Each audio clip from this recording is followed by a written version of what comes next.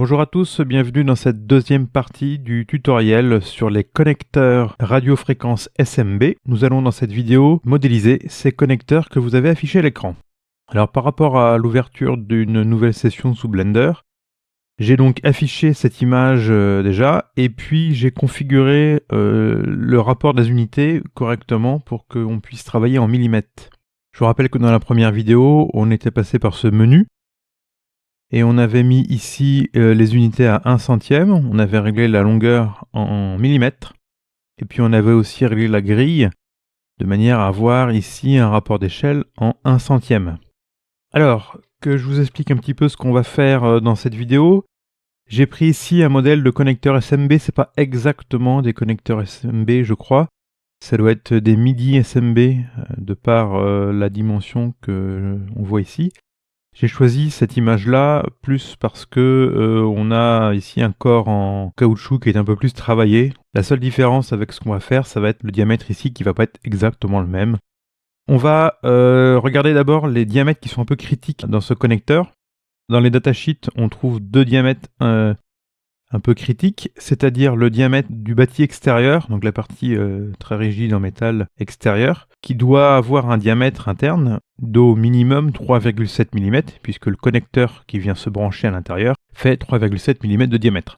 Ensuite, les documentations précisent le diamètre de la partie ici en grippe, qui vient un petit peu s'agrandir, vous voyez, avec les petites fentes ici. Donc quand on vient brancher, ça vient s'écarter un peu, ça vient maintenir le connecteur, avec en plus une petite surépaisseur qui vient dans la gorge du connecteur qu'on a réalisé dans la première partie. Donc ce diamètre-là aussi est bien précisé dans la datasheet. Et puis on a le diamètre interne ici de la partie plastique et de la partie métallique. Donc je vous propose de commencer par ajouter un cercle qui fait exactement 3,7 mm de diamètre, afin d'avoir un garde-fou de la partie extérieure.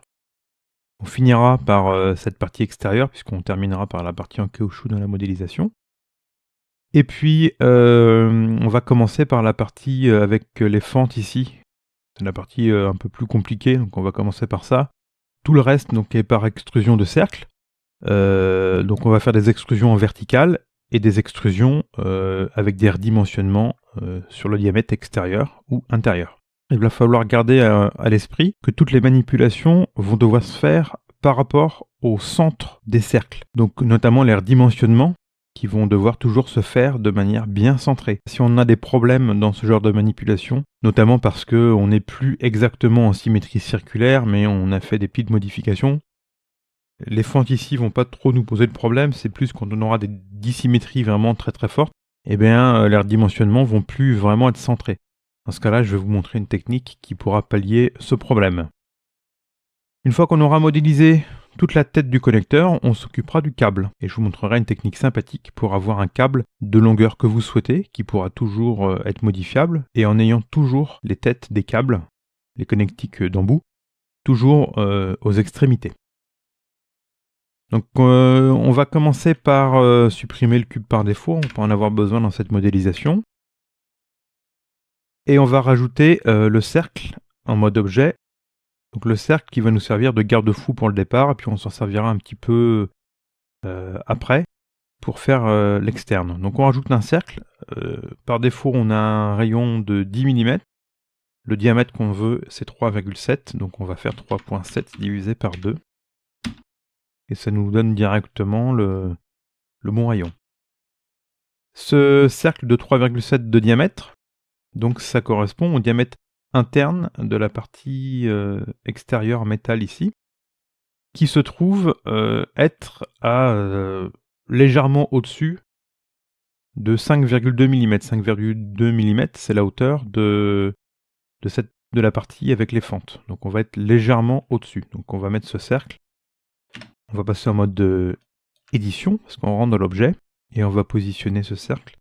Allez, disons 5,3 mm. Et puis ensuite, on pourra modifier éventuellement si ça ne nous paraît pas joli. Je vous propose de rajouter le cercle du diamètre interne ici. Donc on va commencer par le diamètre qui est en bas du petit chanfrein qu'on voit là. Voilà, ça c'est la dimension qui est précisée dans la datasheet. Et ce diamètre, donc c'est exactement 2 mm. Donc on rajoute un cercle de diamètre 2 mm, donc de rayon 1 mm.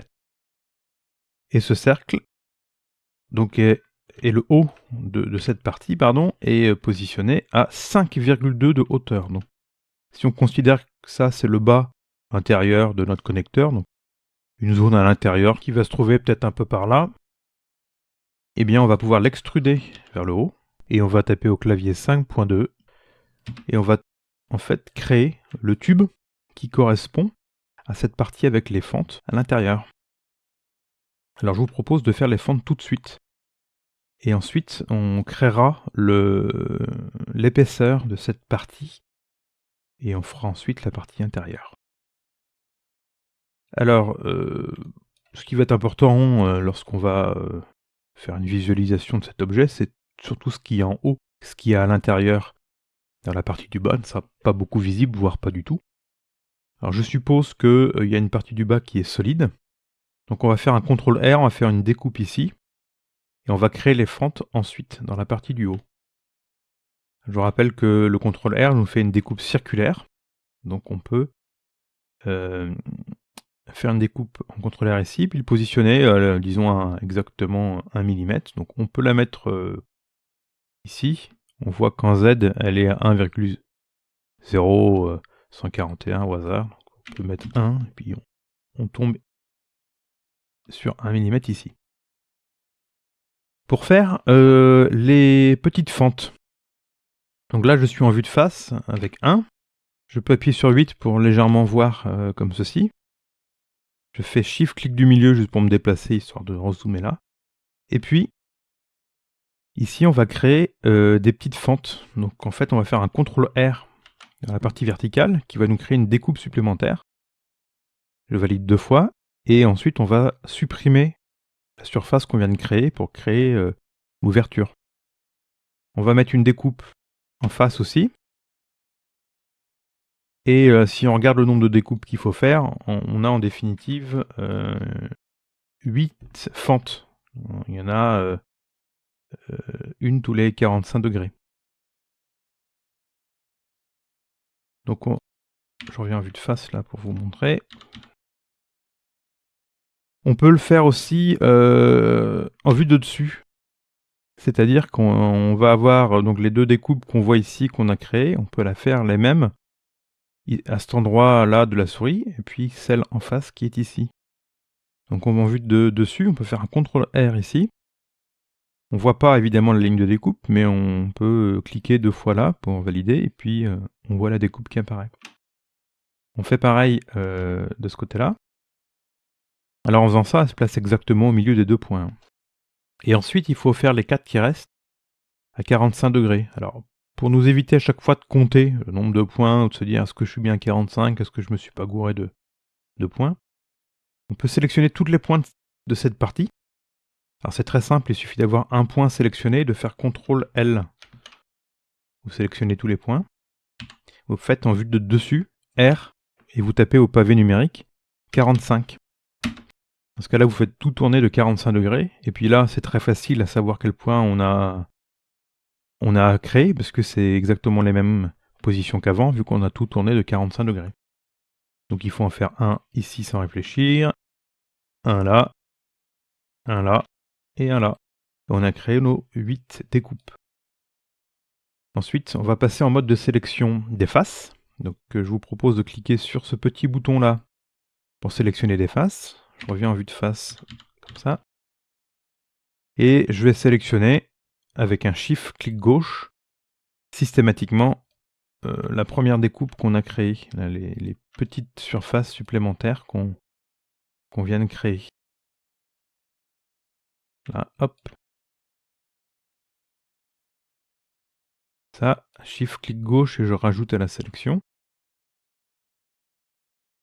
Et on voit qu'on a bien sélectionné que la partie du haut. La partie du bas qui est découpée va rester pleine pour faire une zone un peu plus solide.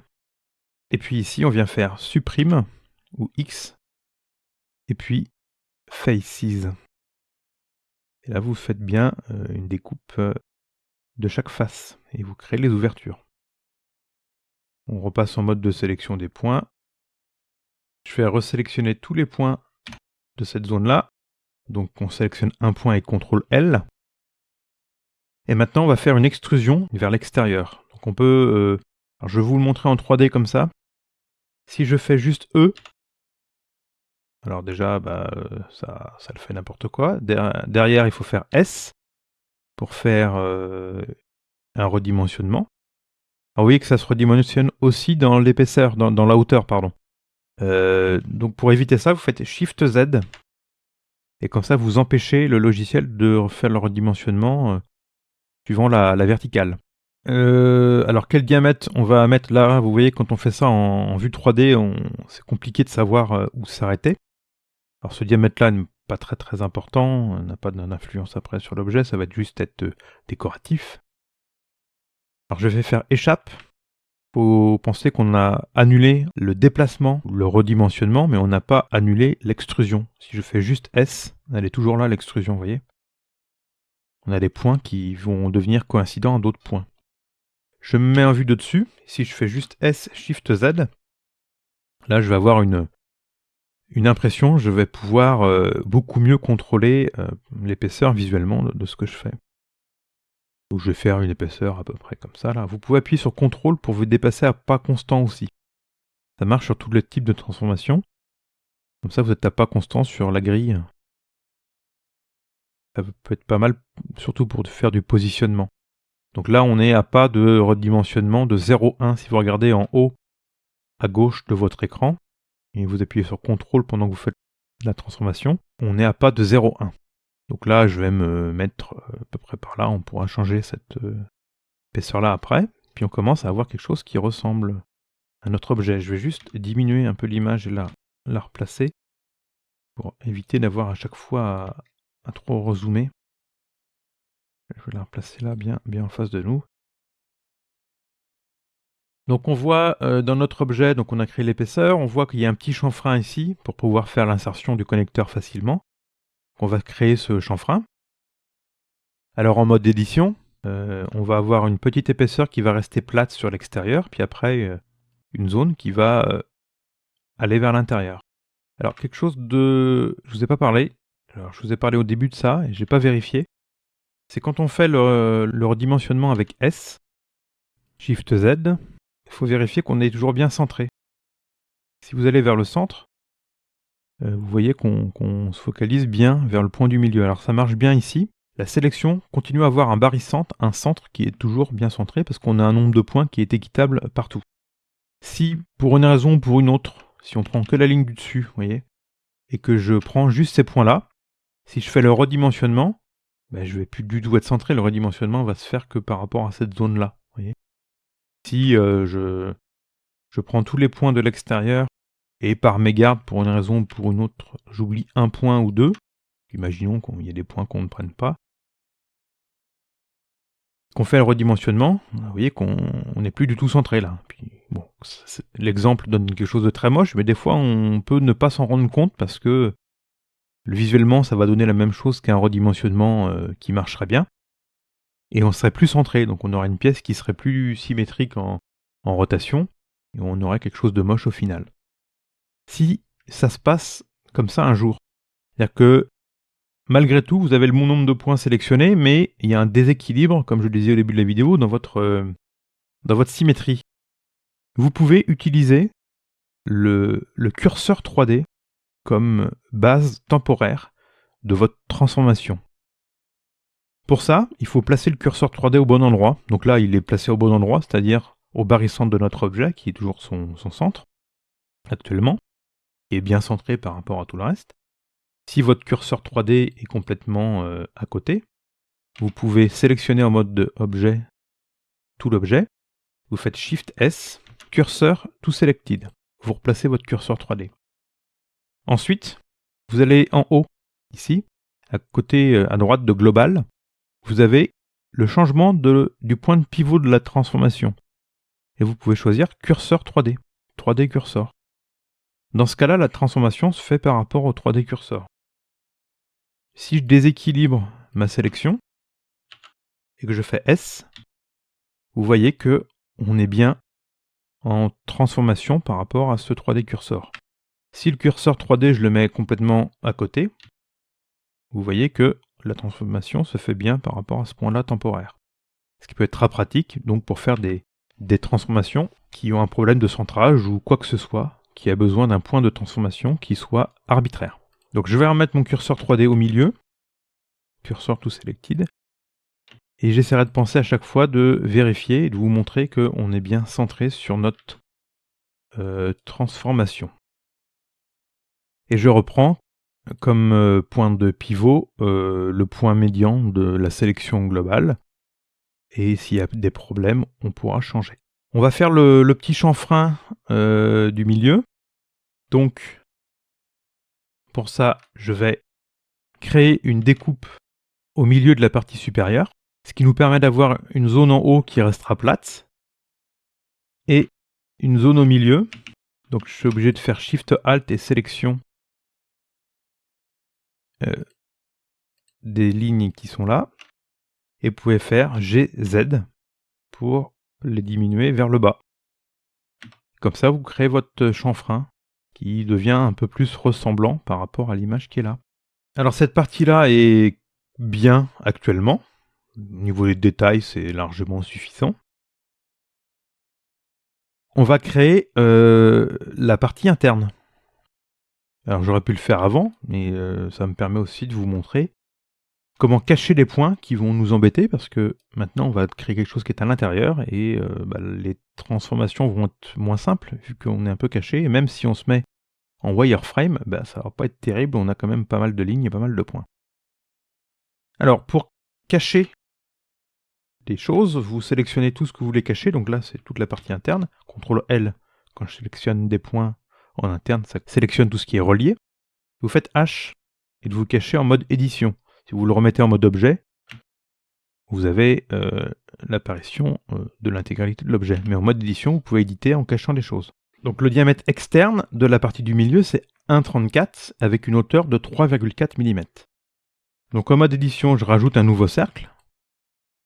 Et dans la boîte d'ajout ici, qui n'apparaît qu'au moment où on ajoute, je vais mettre un diamètre de 1,34, donc un rayon de 1,34 divisé par 2. La hauteur, c'est 3,4. Donc je vais faire Extrude Z et je vais taper au clavier 3.4. Ensuite, on va devoir créer la partie intérieure. La zone intérieure ici a un diamètre interne, le petit trou ici, de 0,25. Dans la vidéo précédente, je vous avais dit que la tige intérieure faisait 0,9 de diamètre, ce qui était un craquage complet. En fait, elle fait 0,25. Alors on va faire un redimensionnement par rapport à l'extérieur vers l'intérieur. Alors il n'y a pas moyen dans les redimensionnements de préciser le diamètre final. On est obligé de préciser un facteur de redimensionnement. Donc il faut calculer ce facteur de redimensionnement, c'est-à-dire 0,25 divisé par 1,34. Vous avez peut-être remarqué depuis le début, dans ma configuration de fenêtre de Blender, j'ai modifié quelque chose. Pour ceux qui l'ont vu, c'est très bien. Pour ceux qui l'ont pas vu, c'est pas très grave, ce que je vais vous expliquer maintenant. Il n'y a plus la timeline en bas. J'avais activé la console Python. Ici, vous avez la petite icône qui vous permet de changer de fenêtre. Donc par défaut, vous avez la timeline. Et moi, j'ai mis la console Python, Python console. Pourquoi est-ce qu'il y a une console Python dans Blender? Parce que Blender est scriptable en Python. Ça permet de faire des automatisations, ça permet de faire des animations un peu plus compliquées, des animations qui sont basées sur un algorithme par exemple.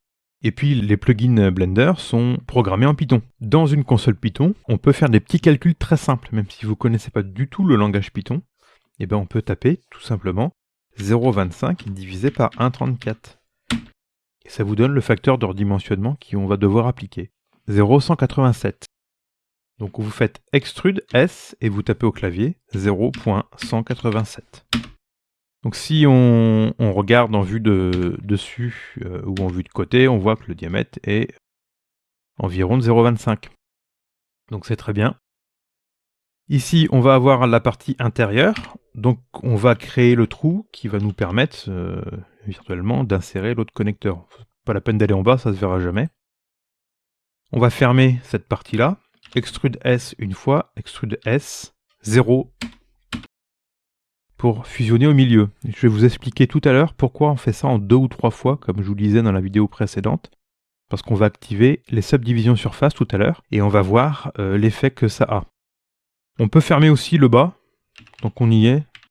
Je prends la ligne de bas avec Shift Alt, clique sur la ligne, extrude S une fois, extrude S une deuxième fois, et puis là, je le fais en 3 fois, tiens. Le haut de notre connectique interne est un peu plate là.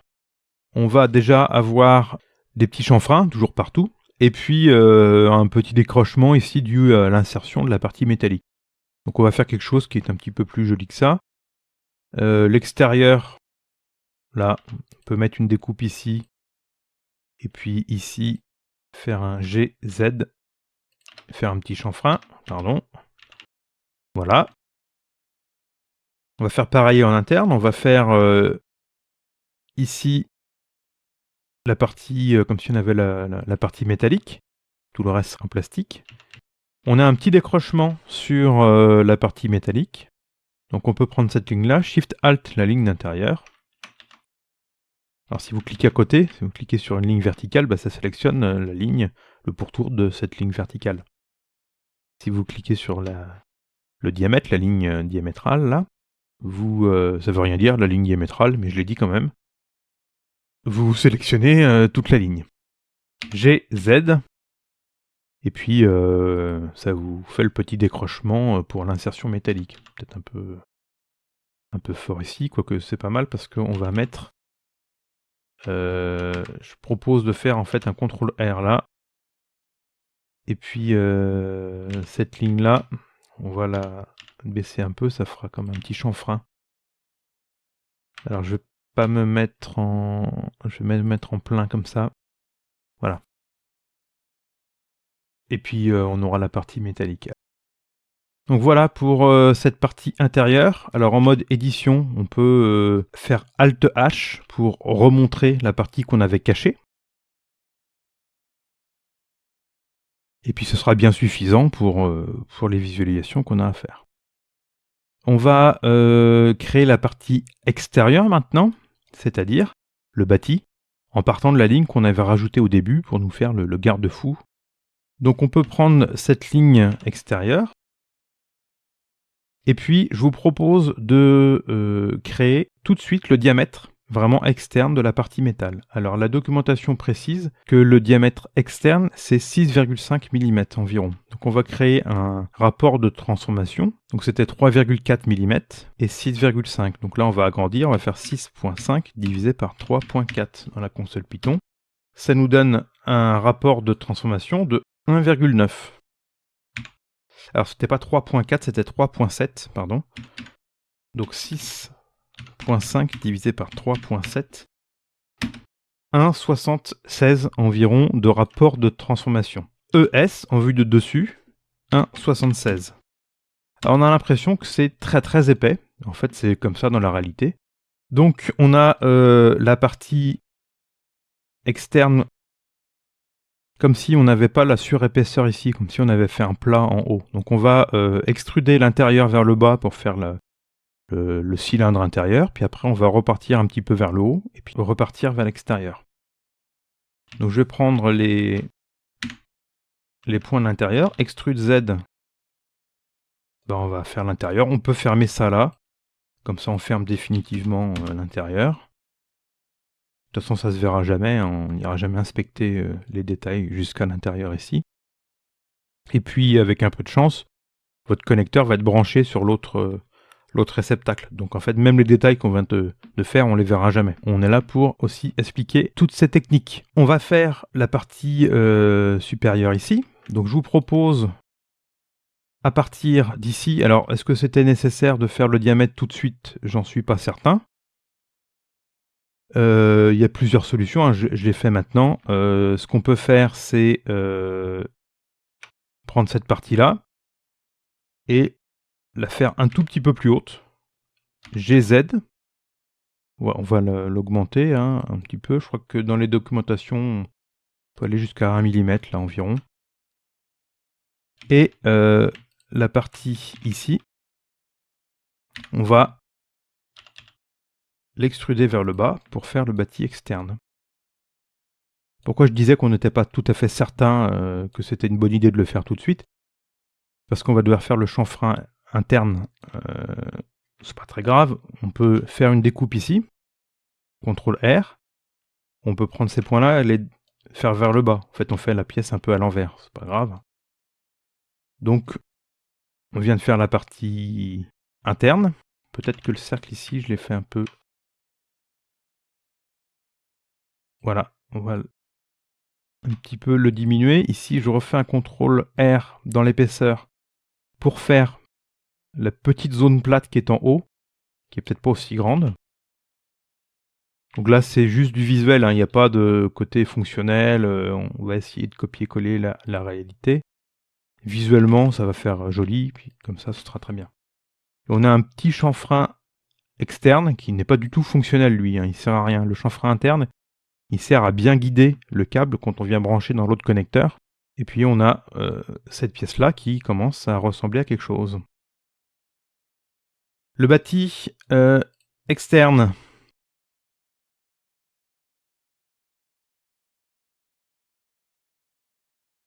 On va le faire d'environ 1 cm. Ensuite, on va faire environ 1 cm de caoutchouc. Et puis, on va faire encore 1 cm du reste du caoutchouc qui diminue pour aller vers le câble. Alors, je vais me mettre en wireframe pour voir un petit peu en transparence. Je les sélectionne tout le monde. Ah, alors là, je vois un petit bug. J'ai dû oublier de désélectionner un point lorsque j'ai fait une transformation. Donc je peux sélectionner tous ces points-là. Et GZ, je viens le remettre à plat. Voilà, là, visuellement, ce sera tout à fait bien. De toute façon, ça ne se verra pas. Ce point-là, il est caché déjà par autre chose. Donc on peut le laisser comme ça, c'est pas très grave. Donc là, on a un corps extérieur où on va avoir ici les 3 gorges. On va avoir une petite gorge un peu plus vers le bas, vous voyez, qui doit être, je pense, située au niveau du bas de la connexion interne. Et puis, on a une petite zone métallique supplémentaire. Donc, on peut prendre les points du bas et puis les mettre, par exemple, à -2. Comme ça, on est sur une coordonnée pile, ça n'a pas trop d'importance. On va faire la première zone en caoutchouc. Donc, j'ai dit environ 1 cm. Donc, extrude Z. Et puis au clavier, vous pouvez taper -10 pour -10 mm. Et vous aurez la hauteur de cette zone en caoutchouc. Vous refaites ça. Si c'est trop grand, après, on pourra la retravailler, ça pose pas de problème. Extrude Z, -10. Et puis on a la partie qui, en fait, est plus fine. Alors là, je vous avais dit que je recontrôlerais que les transformations sont toujours bien centrées. Vous voyez qu'ici, on converge bien vers le point du milieu qui est toujours centré par rapport au 0 de notre axe global. On va travailler dans un premier temps sur les 3 gorges qu'il y a dans la partie métallique. Pour faire ça, je vais repasser en mode solide et je vais faire un CTRL R dans cette zone-là et je vais donner 2 coups de molette de manière à avoir 3 découpes. Je valide 2 fois. Évidemment, ces 3 découpes sont trop espacées, donc je peux faire SZ pour les rapprocher. Alors là, pareil, je n'ai pas de dimension exacte, on va le faire à vue. Donc on vient ici, visuellement, ça doit ressembler à peu près à ça. Je les remonte GZ, parce qu'elles sont un peu plus hautes. Et puis on a quelque chose qui ressemble beaucoup à ce qu'on a. On va créer les gorges, donc pour ça, il faut faire une petite découpe concomitante à chacune des 3 découpes présentes. C'est très simple, je vais faire un CTRL R un petit peu en dessous de la première, et je vais faire glisser ce CTRL R jusqu'en haut, jusqu'à la découpe du haut. Je valide 2 fois, et pour la repositionner un peu en bas, et qu'on ait la même hauteur pour chaque découpe, on peut faire GZ, et vous tapez au clavier par exemple, -0,3. CTRL R ici, je valide, GZ, -0,3. CTRL R ici, alors le CTRL R il se met un peu plus bas, je le remonte, GZ, -0,3. Je vais maintenant extruder les 3 gorges pour faire le petit creux à l'intérieur, et je vais faire les 3 en même temps. de manière à avoir exactement la même forme. Pour ça, on va faire deux manipulations. On va déjà se mettre en mode de sélection des surfaces, ici. Et vous allez avec Shift Alt, vous mettre sur une des lignes verticales au milieu des gorges, là. Et vous allez cliquer, ça va vous sélectionner les surfaces sur tout le pourtour. On peut vérifier que tout est sélectionné sur tout le tour. Vue de face. Shift Alt, la deuxième, la troisième. Si maintenant je fais, juste pour vous montrer, un redimensionnement, ça va redimensionner par rapport à la sélection courante. Quand on est en réglage, ici, de point de pivot médian point. Donc c'est pas du tout ce qu'on veut. Même si on fait une extrusion, E, S, vous voyez que ça ne fonctionne pas comme on veut. Je reviens en arrière. Vous pouvez changer le point médian de la transformation, le point de pivot, en mettant Individual Origins. Dans ce cas-là, les transformations vont se faire uniquement sur chacune des sélections, alors simultanément, mais le point de transformation va être sur chaque sélection individuelle.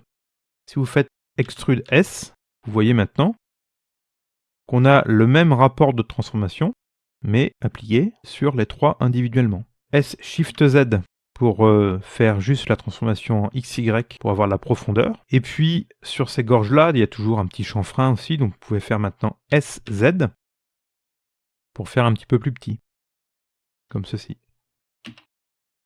Et vous avez créé les gorges. Il y a un petit décrochement ici, il y en a peut-être même un deuxième ici, c'est pas très grave. Ce petit décrochement, on peut le faire, ça coûte rien.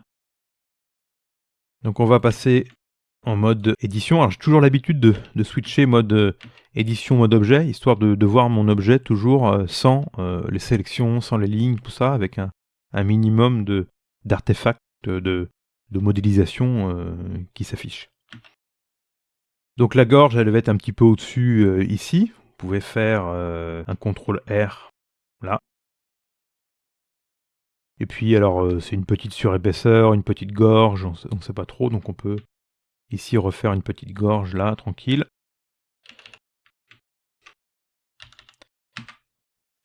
Vue de face, Shift, alors on se met en mode de sélection des faces, Shift Alt, Extrude, S, Shift Z, et puis S, Z.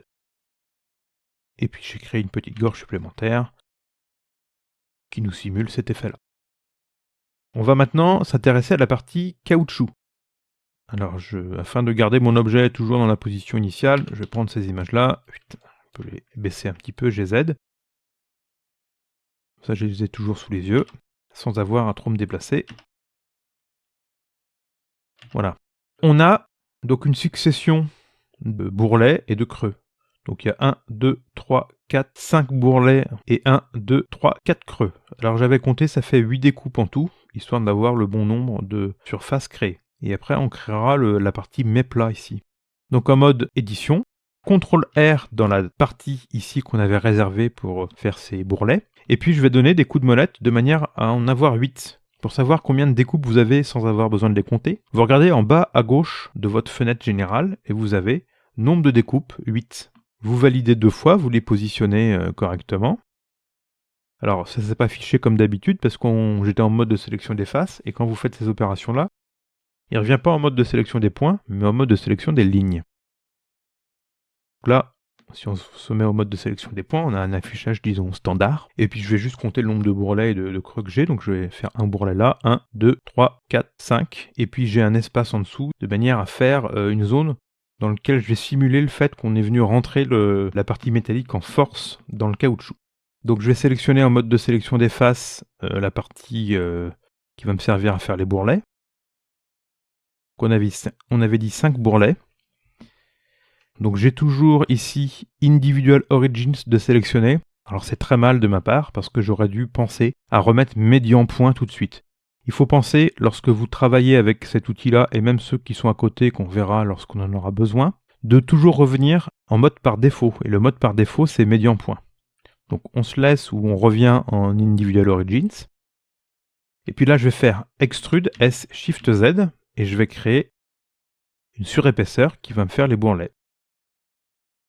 SZ pour faire quelque chose qui est un peu plus avec un petit chanfrein. S, Shift Z parce que ça me semble un peu épais. Et voilà. Donc j'ai la partie un peu grip ici, de manière à pouvoir mettre ses doigts et pouvoir enlever le câble, le brancher ou le débrancher. Je vous avais dit qu'on pouvait peut-être modifier ça parce que ça va nous sembler un peu trop épais, ce qui est peut-être le cas, ou trop grand. Donc on peut prendre tous les points. Donc je passe en mode wireframe, et puis avec une grande boîte de sélection, je vais prendre tous ces points-là, et je vais faire SZ. Donc je diminue un peu cette partie, et GZ pour la recaler un peu plus vers le haut. Et puis on s'occupera de la partie du bas après. Je vous ai dit, on peut simuler l'effet de faire rentrer le métal à l'intérieur ici. On va créer ici une découpe, de manière à donner un point de référence sur la transformation. Et puis, afin de simuler le fait que ce soit rentré, cette découpe, je vais la passer à l'intérieur, qui va faire rentrer un peu de matière, comme si on faisait rentrer de la matière à l'intérieur. De manière à avoir un effet visuel un peu mieux, je vais prendre la ligne ici, et je vais l'agrandir un petit peu. Comme ça, on aura vraiment l'impression qu'on a ici quelque chose qui rentre à l'intérieur, vous voyez. Évidemment, quand on va mettre les matériaux et tout ça, et les arrondis automatisés, ce sera beaucoup plus joli. À propos d'arrondis automatisés, on a une pièce qui est très carrée quand même là, surtout la partie avec les boudins. Je vous propose de rajouter ce qu'on appelle des subdivisions surface. Vous allez dans Add Modifier, et puis c'est un des derniers de la deuxième liste, Subdivision surface. Ce modificateur va en fait rajouter des points de maillage comme si on avait des courbes de Bézier. Si vous passez en mode édition, vous zoomez un petit peu sur une partie qui est très arrondie, vous voyez que le maillage ne passe plus par les points d'origine, mais la pièce en fait a été arrondie, ces points d'origine, si j'en prends un au hasard, deviennent des points de contrôle de ces arrondis. Vous avez des réglages possibles qui sont le nombre de subdivisions. Vous avez deux réglages, celui pour le rendu final et celui pour travailler en aperçu dans la viewport. Ces réglages vont jusqu'à 6. Il ne faut jamais aller jusqu'à 6 parce que ça va vous faire extrêmement ramer votre ordinateur et ça va surconsommer des ressources pour rien. Généralement, en rendu, moi je fais 2 ou 3. C'est largement suffisant. Puis dans la viewport, vous pouvez modifier ce réglage-là pour voir l'effet. Vous voyez, quand vous montez à 3, vous avez beaucoup plus de découpe et vos arrondis sont bien mieux. On est toujours en mode de rendu à facette. Il suffit de revenir en mode édition, clic droit, Shade Smooth. Et là, on est tout à fait propre, c'est très lisse. Il n'y a même pas besoin de mettre le modificateur Edge Split comme on avait fait dans la première vidéo, parce que le Subdivision Surface est tout à fait prévu pour fonctionner correctement avec le Shade Smooth. Donc l'effet bénéfique, c'est que ça vous crée des arrondis. L'effet négatif, c'est que ça vous crée des arrondis partout. Et il va falloir modifier des endroits du maillage afin de les rendre plus saillants, de retrouver le côté saillant qu'on a au départ. C'est pas très grave parce que c'est un peu prévu pour. On s'occupera de nos bourrelets dans un moment et on va recorriger toute la partie du haut pour pouvoir faire les côtés saillants et corriger les arrondis en trop. Parce qu'on ne peut pas appliquer les subdivisions surface sur une partie de la pièce, on est obligé de les appliquer partout. Alors il y a plusieurs façons de faire ça, en fait il y en a deux. Je vous montre les deux qui sont à utiliser suivant le cas. La première manière, c'est d'utiliser le fameux CTRL-R qu'on a utilisé depuis le début. Les points du maillage étant devenus des points de contrôle de courbe, si vous rajoutez des points, vous rajoutez des points de contrôle, si vous les resserrez, les courbes vont être plus nettes et vont être moins arrondies. Donc je vais faire un CTRL-R par exemple dans cette partie du haut, et puis je vais la mettre vers le haut. Alors vous voyez, je ne sais pas si vous le sentez à la vidéo, mais quand je me déplace, ça rame un petit peu plus. C'est moins fluide. Alors dans la viewport ici, je vais baisser mon nombre de subdivisions à 1, de manière à ce que ça reste fluide sur les transformations. Si je remets un CTRL-R ici, et je repasse en mode objet, on voit que ça a resserré le maillage. Et que c'est moins arrondi par rapport au-dessus ou par rapport à ici. Si vous augmentez pour voir ce que ça fait le nombre de subdivisions, vous voyez que les arrondis sont plus propres. Et on a même quelque chose qui est très réaliste, c'est-à-dire dans la première vidéo on avait fait du chanfrein, de bevel, qui permettait de faire un petit peu cet effet-là aussi, mais était un peu plus limité. Les subdivisions surface sont un peu plus génériques, permettent de faire plus de choses. Mais qui dit plus d'avantages dit aussi des petits inconvénients. On est obligé de resserrer. Donc ça, c'est la première méthode. La deuxième méthode, qui va bien marcher aussi ici, qui marche bien dans les cas simples, c'est le Shift E. Alors je vous montre. Il faut sélectionner une ligne entière, ou une partie du maillage. Shift E. Et si vous agrandissez ça, vous voyez que ça resserre les lignes. Et que vous avez un endroit qui est plus saillant. Vous voyez que c'est bien net maintenant. Alors ce qui va être très pratique pour cette partie métallique, on va pouvoir resserrer toutes les lignes, comme ça, de cette zone-là, d'un coup, avec Shift E, sans avoir à rajouter des points. Donc je vais mettre en mode de wireframe, et puis je vais faire des grandes boîtes de sélection ici. Attention à ne pas sélectionner des points en trop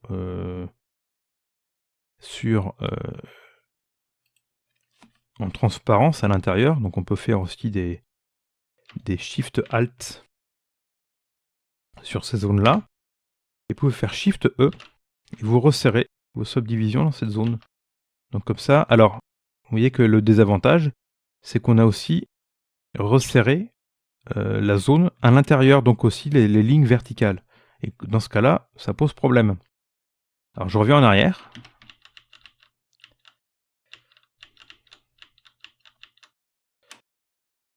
Et on ne va pas resserrer toutes les lignes. Qu'on va resserrer par exemple que celle-là, une à une. Shift E.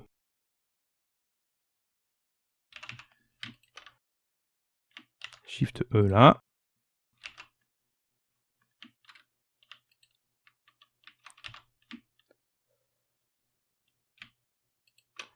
Shift E ici.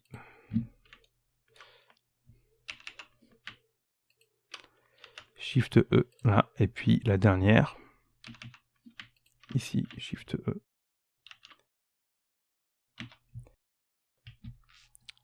Donc en sélectionnant exactement les lignes que vous voulez, vous pouvez faire quelque chose qui est propre. Vous avez vu que donc il y a les effets de bord, donc c'est soit le CTRL R, soit le Shift E dans des cas bien précis, et quand ça marche pas, bah, on s'adapte. Si on resserre les lignes intérieures maintenant une à une. Donc je vais désélectionner tout le monde, sélectionner la ligne qui est là, je vérifie que j'ai bien sélectionné la ligne, c'est bon. Je vais faire Shift E. Donc je vais resserrer cette partie-là du maillage. Quand vous le faites ligne à ligne, eh bien, il ne resserre pas les lignes verticales. Alors, le temps qu'on perd à faire ça, il est gagné en ressources parce que vous ne créez pas de points supplémentaires quand vous faites ça. Avec les contrôleurs, on crée malheureusement des points supplémentaires. Donc, on consomme des ressources dans le logiciel en plus. Qui dit des ressources consommées en plus, bah dit un rendu qui va être plus lent, un travail sur la viewport qui va être qui va être ralenti, etc., etc.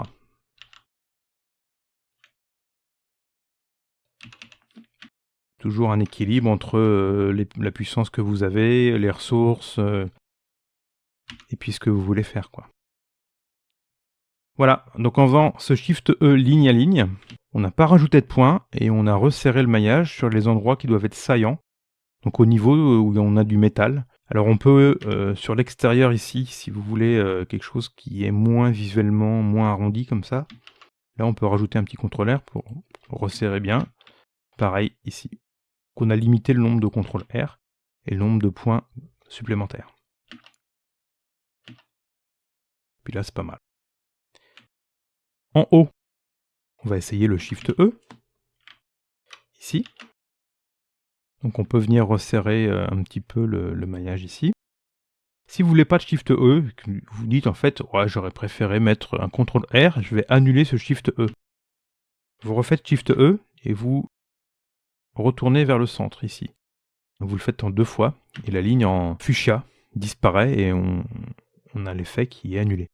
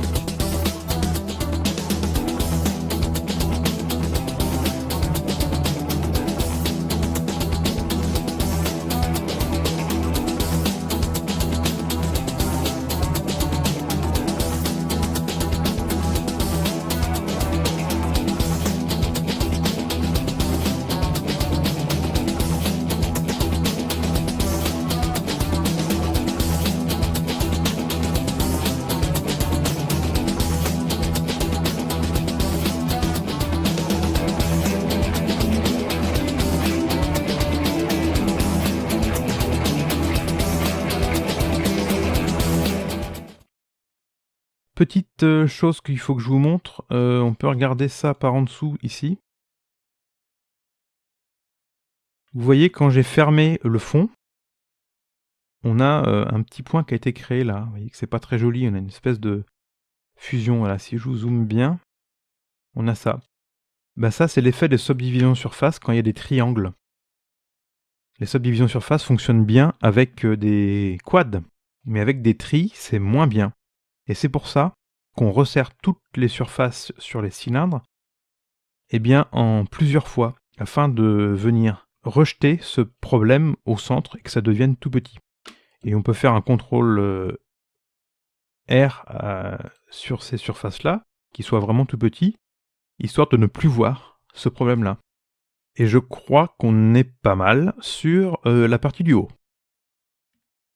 On va regarder la partie caoutchouc. Donc on s'est pas encore intéressé aux arrondis de la partie caoutchouc, qui sont pas mal, hein, qui peuvent même être largement suffisants comme ça. Ici, on peut peut-être penser que c'est moins arrondi à l'intérieur. Après, c'est tout à chacun. Si visuellement ça vous satisfait, c'est très bien. Le plus simple ici, histoire de gagner du temps, c'est peut-être rajouter une petite découpe au milieu. Voilà, et ça vous a aplati un peu l'intérieur. Je vous propose de faire le même plat qui est ici. Alors ça, c'est extrêmement simple. À partir du maillage qu'on a là en vue de face, donc j'ai fait un en vue de face, je vais prendre une boîte de sélection et je vais sélectionner tous les points qui correspondent à peu près à cette zone de mes plats. Là, visuellement, ça donne à peu près à cette zone-là. Et en fait, je vais tous les redimensionner avec un facteur de redimensionnement de 0 en Y, c'est-à-dire l'axe qui va vers votre écran là. L'axe vert. Si je fais ça, alors je recommence, histoire de bien être sûr que j'avais bien tout désélectionné avant de faire cette sélection. Ça mange pas de pain, ce sera beaucoup plus compliqué à corriger si j'avais des points qui traînaient dans une sélection cachée. Donc je vais faire S, Y, 0. Et là j'ai aplati tout le monde. Vous voyez que c'est extrêmement simple. Donc là maintenant je peux G, Y les déplacer pour les faire un peu plus en avant. Et puis cette partie-là est terminée. Donc on a fait le méplat à cet endroit-là. Très bien, donc là, le caoutchouc qui revient tranquillement ici. On voit qu'il y a une petite surépaisseur à cet endroit-là. Vous pouvez faire une extrusion qui va vous rajouter des points, qui vous fait une petite découpe, peut-être un petit S derrière. Voilà, S global, puis il y a peut-être un SX pour le dimensionner un petit peu en X comme ça, tranquillement. Voilà. Et puis après, vous pouvez faire un GY pour l'avancer, pour faire cette zone-là, ou alors en renfoncement, si vous voulez, un petit peu comme ça. Je pense que c'est très très bien visuellement, ce sera bien suffisant. On peut peut-être rajouter une petite découpe CTRL R ici, de manière à avoir une zone moins plate. C'est très bien comme ça. La partie du bas, peut-être un petit peu haute. Là, il n'y a quasiment rien à faire. On désélectionne bien tous les points, Alt A. On va sélectionner la ligne du bas. Et puis S. Puis c'est terminé. Peut-être, elle est peut-être un peu grande là. Voilà. Question, quel est le diamètre du câble? Je ne sais pas. Allez, prenons un câble de 3 mm. Donc on va avoir une zone qui va être environ de 4 mm ici, histoire de faire une surépaisseur un petit peu de 0,5 de chaque côté pour mettre le câble. Et puis le câble est un petit peu rentré en force. Donc ce qu'on va faire, on va préparer le terrain tout de suite. Je vais faire une extrusion ES vers l'intérieur. Vous pouvez le faire visuellement environ un diamètre, donc 3 mm. Et puis EZ pour le faire remonter vers le haut. Et derrière, on va venir insérer le câble. Et on aura l'impression qu'on a rentré tout ça en force. On viendra corriger si besoin le diamètre et tout ça. On peut, pour avoir une petite épaisseur ici, vous faites un petit contrôleur ici, un petit contrôleur ici. Et puis, ce sera très bien pour la fin de cette partie. Peut-être, je vais rajouter une petite découpe à cet endroit-là, afin de pouvoir marquer un petit peu plus le bourrelet ici. On a terminé. Je vois qu'on a peut-être oublié de resserrer les lignes. CTRL R, on peut peut-être le faire à base de CTRL R, celui-là. Parce qu'il n'y en a qu'une seule. Et puis au milieu, un petit CTRL R, et puis c'est terminé. On va maintenant s'occuper du câble. Pour le câble, je vais vous présenter une technique qui va nous permettre de créer ce câble avec la longueur que vous le souhaitez. Donc vous pourrez l'agrandir, le diminuer. Et puis qu'à chaque fois, vous allez avoir à chaque bout un des deux connecteurs. Le connecteur de droite et le connecteur de gauche. On va prendre notre objet principal ici. Alors je me demandais pourquoi ça ramait tout à l'heure. J'avais oublié de remettre mon subdivision surface à 1 en viewport. Donc on vient, je vais le mettre là de côté pour l'instant, je le remise un peu à droite. Par ailleurs, ce connecteur, son nom d'objet, c'est toujours Circle001. Je vous propose de changer ce nom-là en connecteur. Donc vous allez dans les collections là-haut, et vous mettez ça en connecteur femelle. Voilà. Alors j'ai un autre objet moi qui est apparu qui s'appelle Circle, qui est là, qui est un point qui se balade, qui devait être quelque chose qui devait traîner depuis longtemps. Vous avez un autre objet qui s'appelle Empty. En fait, c'est notre image, c'est un objet vide sur lequel il est venu calquer une image. Je vous propose de mettre le curseur 3D au milieu de notre scène. Shift S, cursor to World Origin. Sur le menu paille, là, Shift S, vous pouvez taper sur 1 aussi, du pavé numérique, et ça fait l'action. On va rajouter un cercle de diamètre, 3 mm, parce qu'on avait décidé que notre câble faisait 3 mm de diamètre. Shift A, Mesh, Circle, et puis ici vous tapez comme rayon 1.5. Pas besoin de faire un calcul pour ça. On va mettre le câble en horizontal, donc en mode édition, et je vais faire une rotation de tous ces points qui sont déjà présélectionnés. Donc en vue de face, là, 1, je fais R90, et ça me les tourne. Et je vais les extruder, EX, et puis je vais faire 1 mm, et je valide, et je m'arrête là. C'est bien suffisant. Tout notre câble va être créé à partir de cette toute petite tranche de 1 mm. Et lorsqu'on va l'agrandir et le diminuer, il va rajouter des petits bouts de tranches d'1 mm. On pourrait faire des tranches plus petites, ça n'a aucun intérêt. C'est même presque un petit peu petit, parce que sur des câbles comme ça, on est plutôt sur des longueurs de 50 cm ou 1 mètre. Il y a un modificateur pour ça, qui est le modificateur Array. Donc dans la liste des modificateurs, vous choisissez Array pour faire un tableau. Vous voyez que quand vous l'activez, ça vous rajoute un petit bout de 1 mm à côté. Les options de ce modificateur sont le nombre de duplicata que vous avez et l'offset. Donc là, par défaut, ça nous fait un offset relatif de 1. Relatif par rapport à la taille de l'objet de base. Vous pouvez augmenter cet offset, ça n'a aucun intérêt là. Le diminuer, ou faire un offset dans l'autre sens si vous avez d'autres choses à faire. Vous pouvez après utiliser un objet pour faire le décalage, ce qui va nous être pratique pour faire des transformations circulaires. C'est un autre moyen de faire des symétries circulaires, par exemple quand vous avez un objet qui a un design sur une tranche à dupliquer n fois sur un pourtour.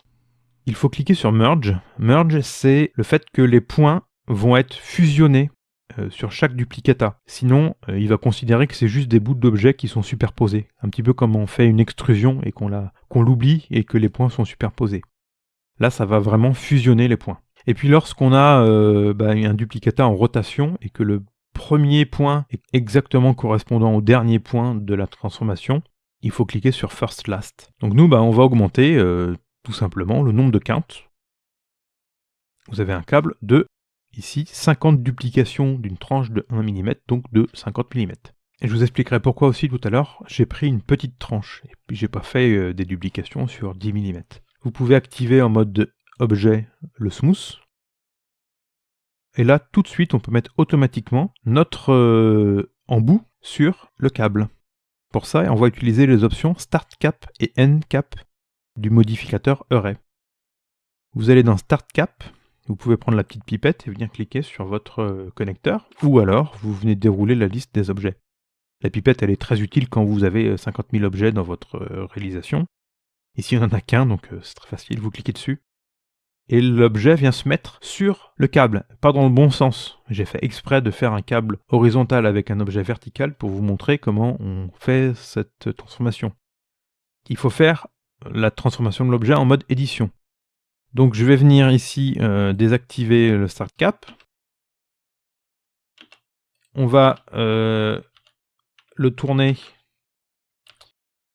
de 90 degrés. Alors, pourquoi est-ce que l'intérieur ne tourne pas bien? C'est parce que j'ai mal fait mon travail. Tout à l'heure, je vous ai dit qu'il y a une fonctionnalité qu'il faut remettre par défaut lorsqu'on a fini de l'utiliser. Moi j'ai un petit défaut, j'oublie à chaque fois de la remettre, c'est le Individual Origins qu'il faut remettre en médian point. Si vous remettez en médian point et vous faites votre transformation par rapport au point médian, bah là vous allez tourner. Vous voyez que par rapport au centre, au barycentre de votre objet ici, eh bien, vous ne tournez pas par rapport à ce barycentre, ce qui va décaler en fait votre objet par rapport à son centre. Tout à l'heure, je vous ai dit qu'il y avait une méthode pour faire ça, c'était de mettre le curseur 3D,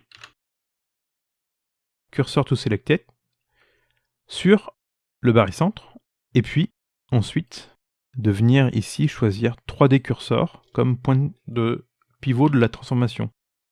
Et là, vous allez bien tourner par rapport à votre 3D cursor.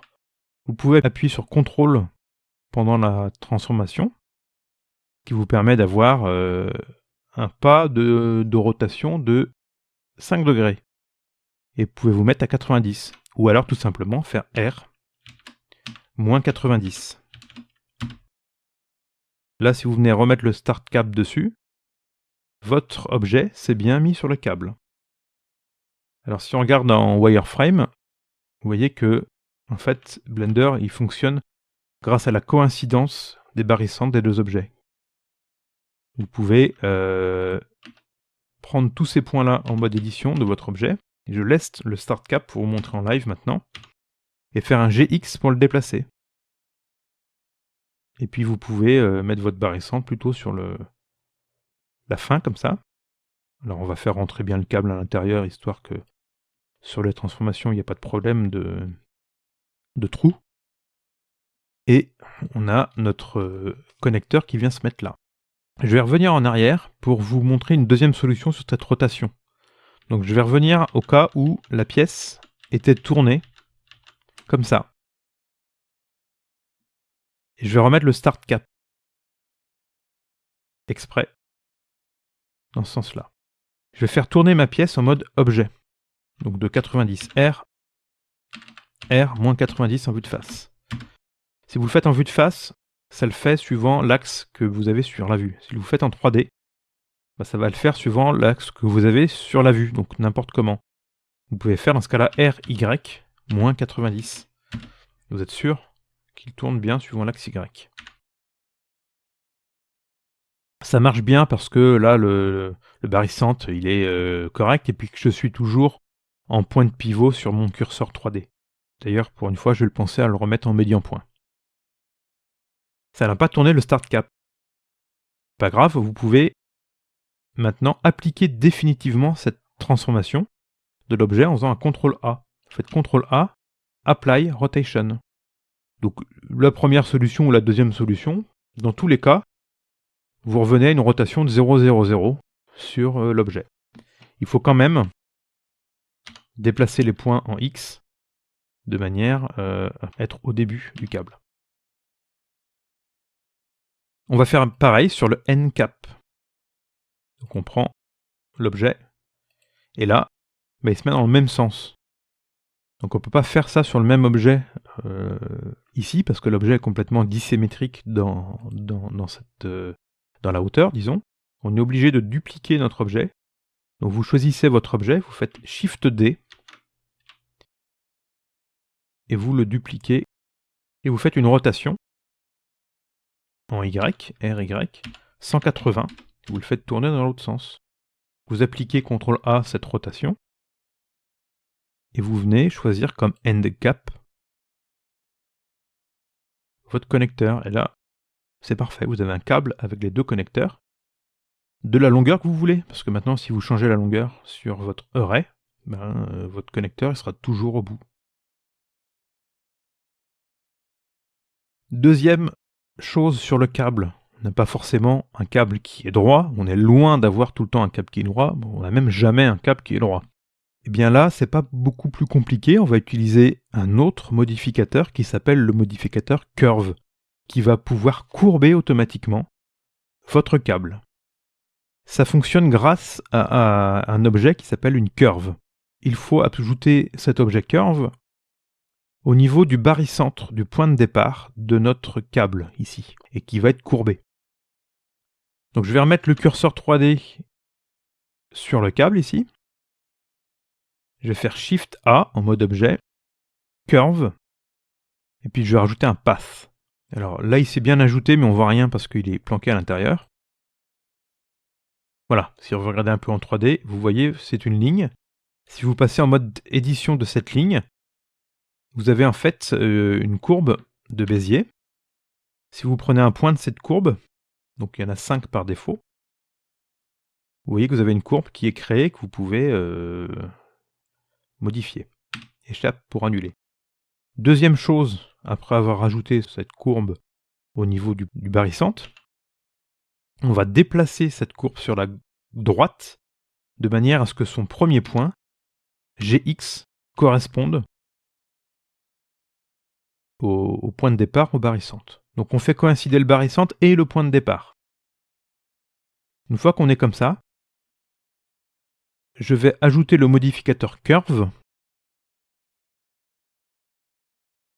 donc qui est le troisième de la troisième liste dans les modificateurs. Vous voyez qu'il est en rouge, il faut lui mettre l'objet sélectionné. Alors il n'y en a qu'une pour l'instant, qui s'appelle NeurSpace. Ce nom par défaut, c'est pas terrible. Il va s'appeler maintenant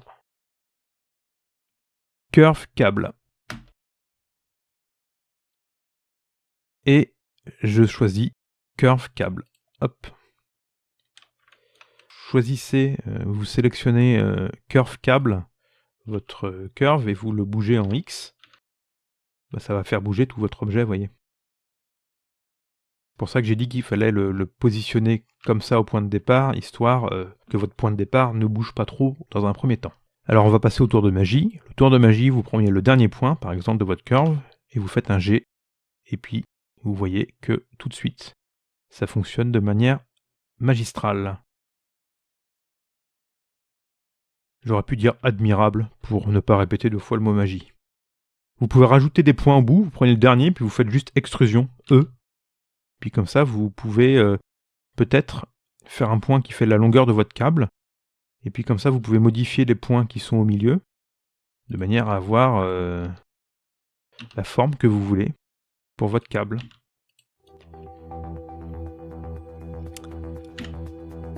Eh bien, faites sonner le tocsin. Je crois que ce tutoriel est terminé. Au moins la partie 2 de ce tutoriel. On a vu plein de choses aujourd'hui. Et puis dans la troisième partie, nous verrons comment mettre des matériaux à tout ça, créer une petite scénette, comme si on allait prendre une photo dans un studio, et puis faire un calcul final du rendu. Juste avant de terminer, un micro truc, parce que j'ai l'œil dessus. Ici, je trouve que les arrondis sont pas très jolis. Depuis tout à l'heure, ça me chagrine cette histoire. Donc, je vais sélectionner mon objet. Et je vais juste rajouter un CTRL R au milieu, histoire d'aplatir la zone qui est là.